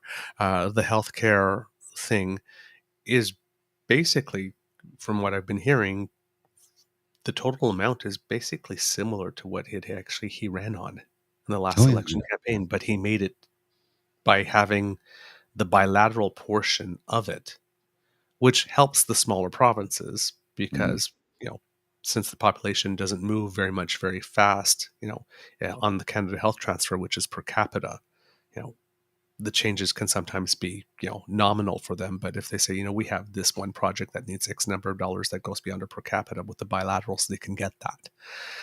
So that it's a structural change, right, in the way that we're delivering the Canada Health Act that a lot of the smaller provinces, at least, and territories really, really, really like. We don't know how the bigger provinces and territories feel about it, but then they get the big boost on the per capita. So it works out for them too. So it might just be the win-win thing. It might change the way we do this for the future. Like I said, the only question now is whether or not the bilateral money gets considered as part of Canada Health Transfer. And the Canada Health Transfer, we have to say, like this, talking about it as a Canada Health Transfer as a unique thing is a bit of a misnomer because it just goes into our general revenues, right? I don't know why there's a specific pot of money actually that we call the Canada Health Transfer. So we transfer all this money into general revenues, except this part, which also goes into general revenues, but this part we call the Canada Health Transfer. It's all general revenue. Splitting hairs for the sake of splitting hairs, right? Seriously. But the parts in the bilateral, whether it's the big question, as we mentioned in the previous shows, whether or not it gets considered part as the Canada Health Transfer. Because if it does, then it's in the main amount and it's just in two different envelopes. And that's the number below which the amount never goes again, unless, something terrible happens economically and we need to make big cuts. Whereas if the bilaterals are considered a second part of money, but then if the bilaterals end at any moment, then the only part that gets renewed is the actual CHT part, which means that there's a big drop in billions of dollars all of a sudden. So that's going to be the main point of contention going forward. I would suspect that, and it would be in the federal government's interest as well, that the money that's on the bilaterals will also be considered de facto as part of CHT, because why would you put money for 5 years in terms of starting programs to increase home care and then take the money out? Wouldn't really make sense. So on a practical level, there might be a lot of drama, but on a practical level, if you game it out how it's supposed to, what happens 5 years from now if we do that, I don't see any real rationale for which we wouldn't consider that as part of CHT money. But just to let you know, it's just this weird thing on the CHT that we seem to look at it as a separate envelope of money, and it really isn't. And I don't know why that is. I don't know how that came about specifically. Maybe some smarter people who know that would be able to clue me in. Yeah. So I'm not sure with this, like we were mentioning on the move with Bill 21 and being in support of the notwithstanding clause being used by provinces, how that's going to show up in the polls, but with a 5-point drop already on Nanos. And Nanos does have an A+ rating on the 338 aggregator, even though they swing a lot. They swing more than most of the others too. So it's kind of hard to know where you are at any given time sometimes. Because, just a month ago, the Liberals were at 28 and now they're at 30, right? Right. Now they're even. So that's and no other polls showed that much of a swing up and down. There are some outliers, and there's some that have shown a 7-point difference, some that have shown a smaller difference. But when the next poll comes out, it'll go like from 7 to 5 or something. But the whole gap won't close in just 1 month. Right. So it's a little curious, and it's good to see some the documents I had didn't have provincial numbers, so it's good to see Ontario and that there's a gap in Ontario. And I'm thinking that's it's stuff like that might be happening, these little pronouncements. And I have a feeling there was one going around, I believe it was from Léger, that I was looking for, that was showing just the GTA Toronto area, and I think it was showing like the Liberals at like 47% or something like that, and the Conservatives maybe even in the high 20s, if not low 30s. And it's like, if you're already trailing in the GTA now, I mean, I'm not sure how this decision is going to help you. I'm not sure because right as soon as it was out, he was out, had somebody out doing damage control with the World Sikh Organization, right? Golden Horseshoe is what, 9.2 million people, I think. I believe so. It's somewhere in that neighborhood. I don't have the breakdown. I'll see if I can find it later, but it's around 9 million. You got to remember, there's 15.5 million people in the province of Ontario. You've got 2 big cities. Well, okay, you've got 2 big population areas. The Ottawa area in Eastern Ontario and the Toronto area in South Eastern Ontario. Well, that's South Ontario. Southeastern Ontario would be Windsor. And that's the biggest population basis in a province of 15.5 million. So the rest of it is spread throughout between effectively Windsor and Ottawa. There are, of course, cities and towns and communities throughout the province up into northern Ontario, where I'm not ignoring them, but they're smaller population bases. Either way, their votes do count because, if you can't win Ontario, you can't win. You can't win Quebec, you can't win, period. You just can't. Now, I saw a stat the other day, not a stat, but a tweet the other day about this individual showing how the GTA was largely liberal and everything surrounding it was largely conservative in the last federal election. And the comment from this individual from Alberta was, see this little dab of red here? This is what controls the country. This is not fair to the rest of us. And somebody simply pointed out, but that's where the population is. Right. I know that area above it is much bigger. The big blue chunk there, that's a county. There's like 100,000 people that live there. But that one thing right there, there's 2 million that live there. Have you ever heard of geography and population density? Clearly, this person did not. They just looked at the big blue area and the small red area and didn't consider that there's more people in the red than there was in the blue. So it's like, yeah, we really need to step up our civics lessons in school.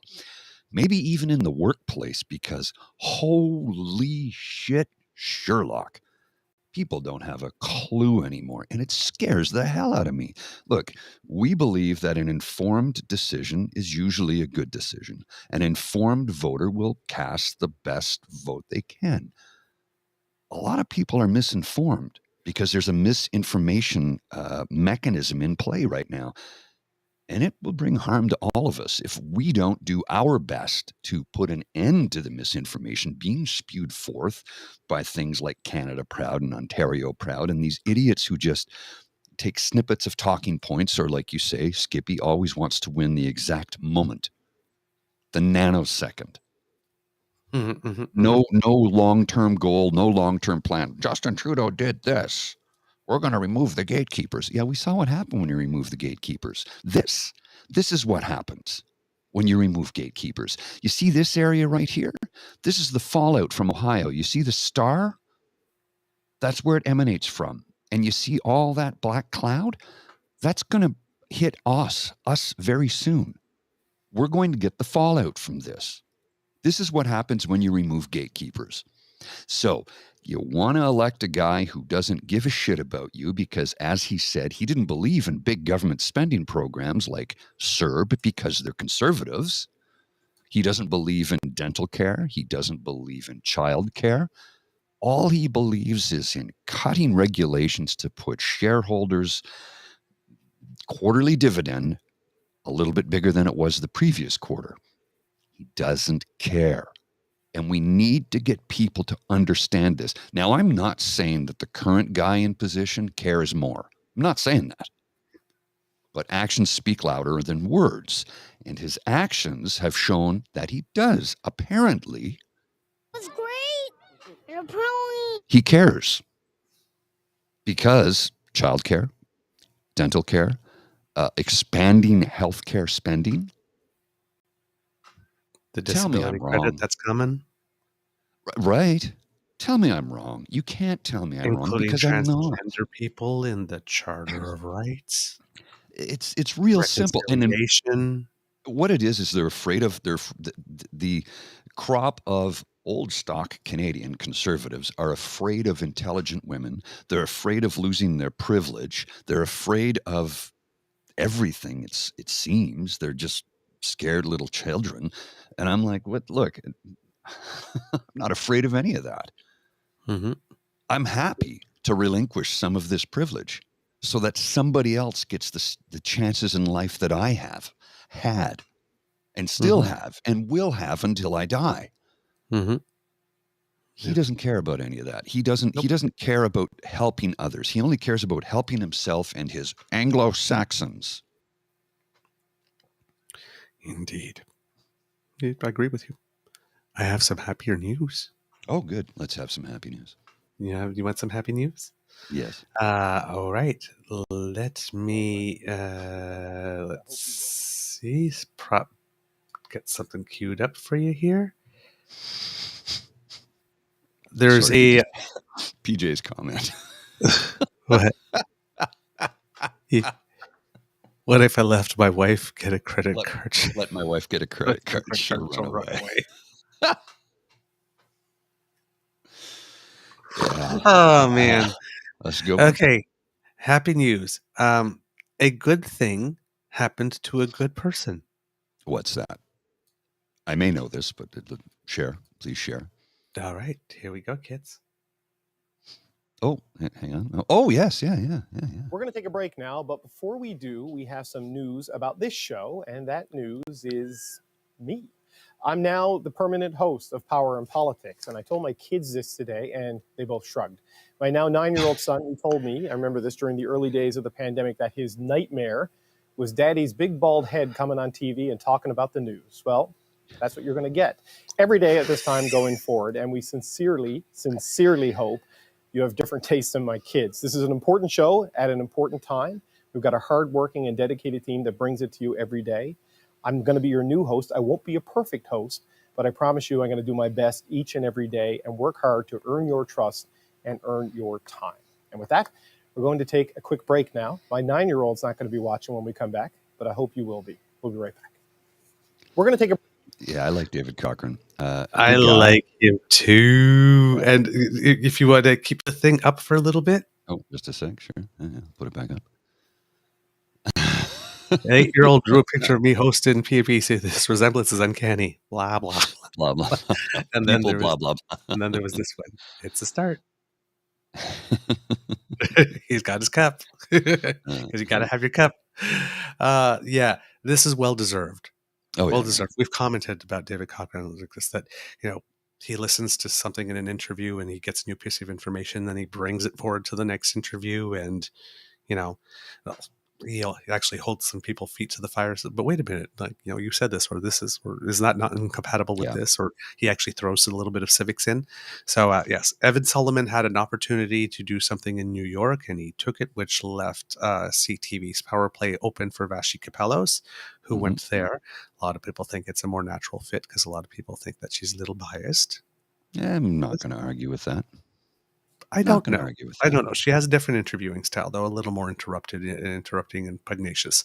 But this guy has been proving over and over and over and over again that he actually commits journalism. Yes. So, well, he's a good Newfoundlander. Yes. He's a good Newfoundlander. Good fellow from Newfoundland, David Cochran. I like that fella there. I'll tell you this. Yes. So that's news that makes me very, very, very, very happy. Congratulations, David. Congratulations, David. This is well deserved. We're very happy for you. Yep.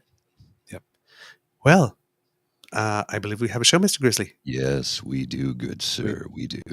Ooh, it is snowing. Yeah, it's doing that here too. Yeah. Ooh, yes, I am looking at it. Oh boy. Just hang on a second. Yeah, it's almost stopped here. Yeah, it's very, very light, faint snow right now. We got the heaviest stuff earlier, and I think it's moving your direction now. Well, kids, that's the end of this episode of the Daily Beaver podcast. We hope you love listening to us because we loved making this for you. Remember that sharing is caring, and word of mouth is priceless, so please let your peeps know about us. Because democracy is something that you do if you have the time, the ability, or the inclination. Please support the Red Cross in its efforts to bring some help to our brothers and sisters in Ukraine and Syria who have been hit with the worst and most devastating earthquake in decades.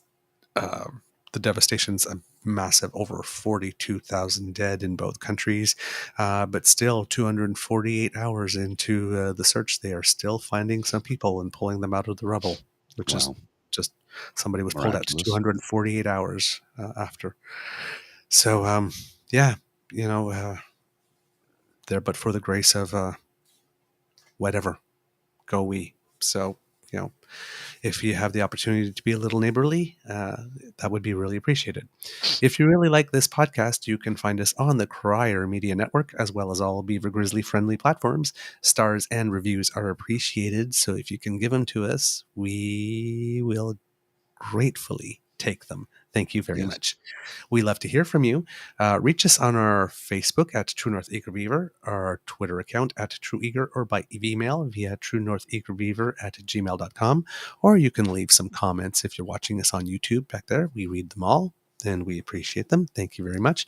I think I might want to do maybe next week, just do a feedback episode, because we've got a lot of, I've noticed that there are some on our Twitter feed that we haven't actually looked in, and we could actually, maybe have a chat. Do a response. Yeah. No, that sounds a little like bit of good response.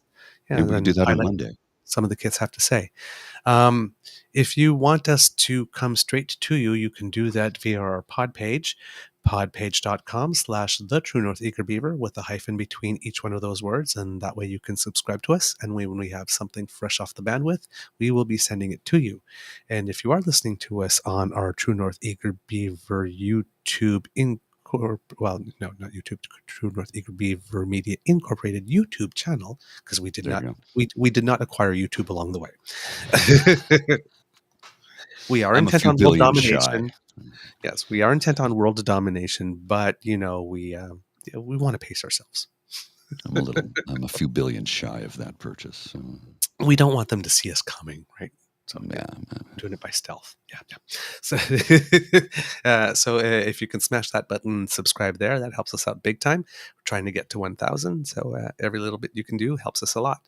We can't do this without your kind and generous support. So if you feel we've done a particularly good show, and if you're watching, you can scan the QR code on the top left to find our coffee/hot chocolate fund tip jar.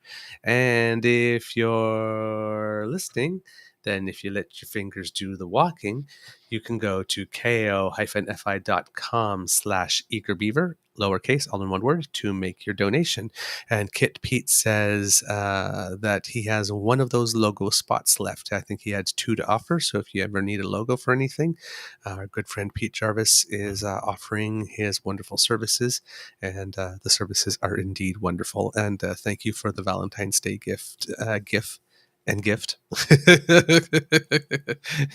Pete, we really loved it. It was wonderful. And finally, we've got that smooth, sleek, and styling quality Eager Beaver merch you love. Speaking of Pete's designs, in sizes small to 3XL. And you can get all of those at crier.co/crier-media-shop and click all the tabs that get you to True North Eager Beaver merch. Or you can click on the link that Mr. Grizzly will provide right here for you in the chat.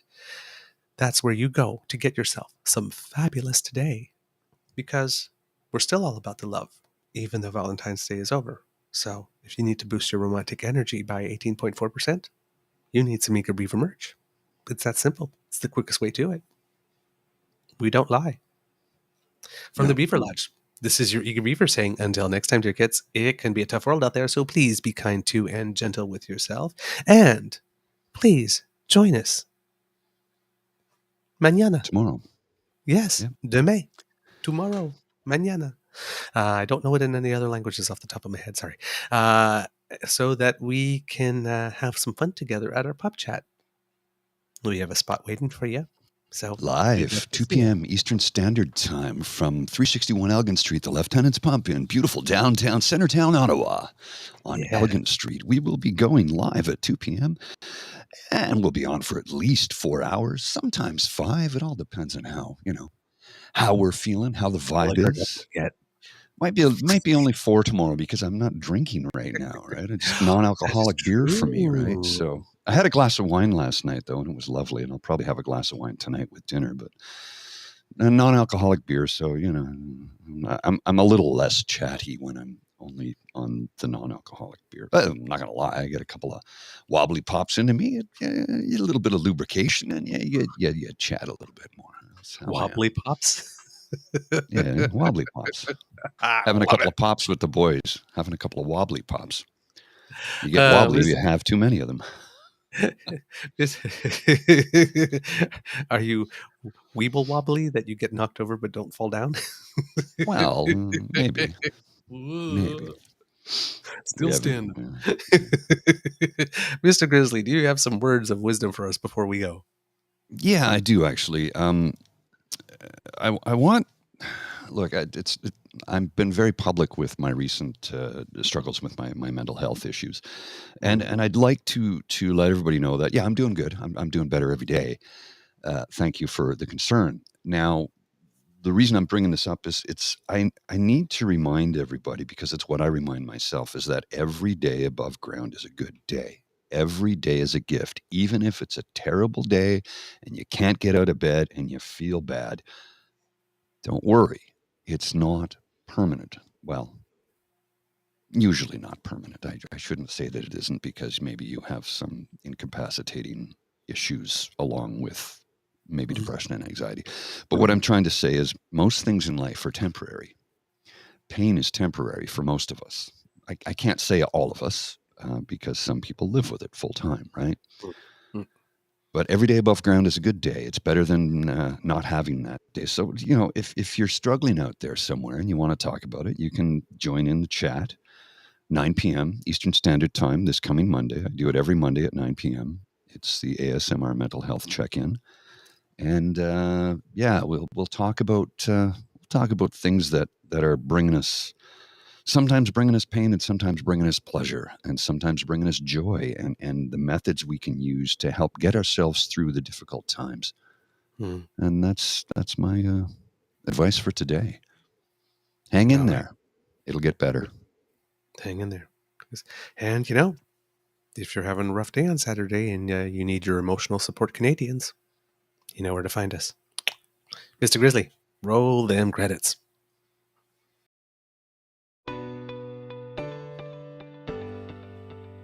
You are listening to a True North Eager Beaver Media Podcast.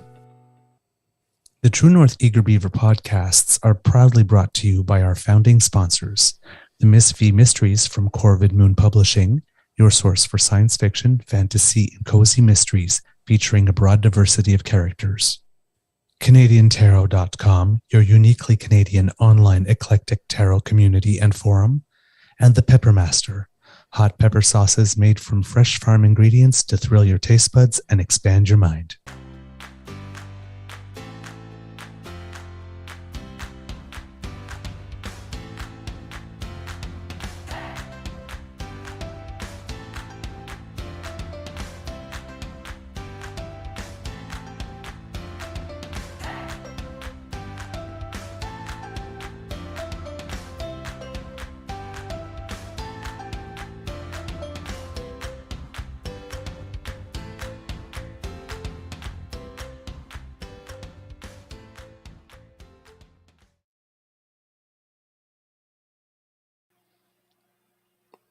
Make the weekend special, kids. See ya.